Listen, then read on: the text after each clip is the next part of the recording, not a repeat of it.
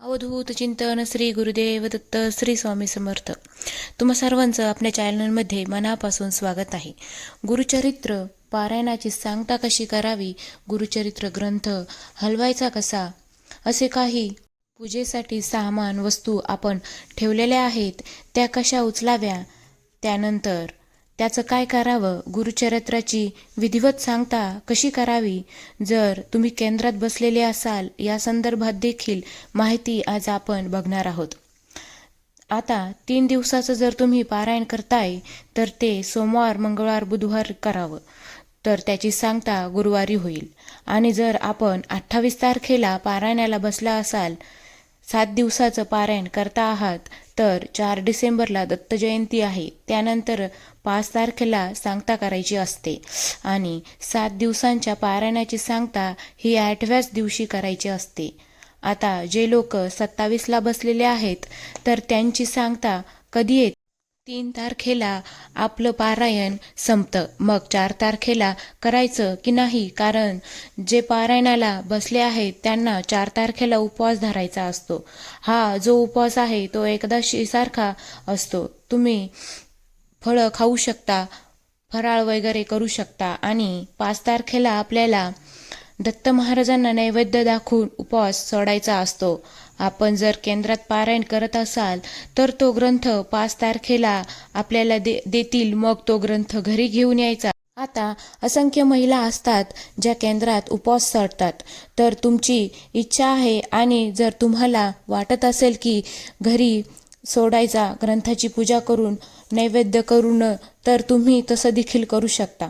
आता नैवेद्य कोणता दाखवावा, तर वरम भात, घेवड्याच्या शेंगा याचा नैवेद्य दत्त महाराजांना अत्यंत प्रिय असतो आणि कांदा लसूण युक्त पदार्थाचा नैवेद्य दाखवायचा नाही. गोडामध्ये तुम्ही शिरा देखील करू शकता किंवा आणखीन एखादी भाजी तुम्हाला ठेवायची असेल तरीही हरकत नाही. सांगता करायला कुलदेवताचा एक नैवेद्य, स्वामी समर्थ महाराजांचा एक नैवेद्य, दत्त महाराजांचा आणि गुरुचरित्र ग्रंथाला एक नैवेद्य, असे 4 नैवेद्य आपल्याला करायचे असतात आणि ते नैवेद्य अर्पण केले जेवताना आपणच ग्रहण करायचे असतात. आणि महत्त्वाचं म्हणजे नैवेद्य दाखवल्यानंतर दत्त महाराजांची, स्वामी महाराजांची आरती करावी. आता हे झालं उद्यापनाचं. पूजा कशी उचलावी, पूजा उचलताना सर्वात प्रथम नाक घासायचं, कान पाकडायचे आणि स्वामींना म्हणायचं, काही चुकलं असेल कळत नकळत तर माफ करा आणि झालेली सेवा तुमच्या चरणी घ्या आणि अशीच अखंड सेवा माझ्याकडून होऊ द्या. पूजा उचलताना तुम्ही दत्त महाराजांची मूर्ती ठेवली असेल किंवा स्वामी महाराजांचा फोटो असेल तर तो स्वच्छ पुसून घ्यावा आणि आपल्या देवघरात ठेवून द्यावा.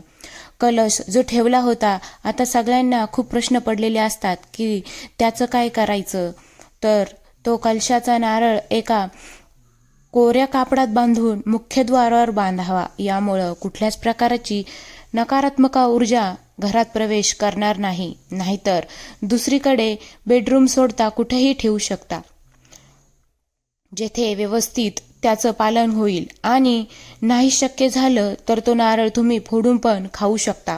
आणि मुख्य म्हणजे तो नारळ विसर्जन अजिबात करायचा नाही. आता कलशातलं पाणी तुम्ही तुळशी आई सोडून कुठल्या पण झाडाला घालू शकता. त्यात टाकलेली सुपारी वाळवून तुमच्याकडे ठेवा. जेव्हा कधी कलश ठेवायचा असेल त्यात तुम्ही टाकू शकता. 1 रुपया जो आपल्या तिजोरीत तुम्ही ठेवू शकता, फक्त तो खर्चू नये. फळं ठेवली वगैरे असतील तर ती खाऊ शकता. नागवेलीची पाने मोकळ्या पाण्यात सोडून द्यायची आहेत. ग्रंथाला फूल अक्षदा वाहायच्यात व तो ग्रंथ चांगल्या पिसामध्ये पॅक करून जेथे हात लागणार नाही तेथे ठेवावा. आता उदबत्तीची रक्षा, आपण 7 दिवस लावलेल्या उदबत्तीची रक्षा एका डब्बीत भरून ठेवावी. कारण ही गुरुचरित्राची रक्षा जेव्हा आपल्याला बेचैन होत असेल, मनामध्ये दडपण येत असेल, तेव्हा ही रक्षा अंघोळीच्या पाण्यात घ्यायची किंवा डोक्याला लावायची. त्याने आपले दोष निघून जातात. झालेली सेवा स्वामींचरणी अर्पण करते. श्री स्वामी समर्थ. भेटूया अशाच नवीन व्हिडिओमध्ये.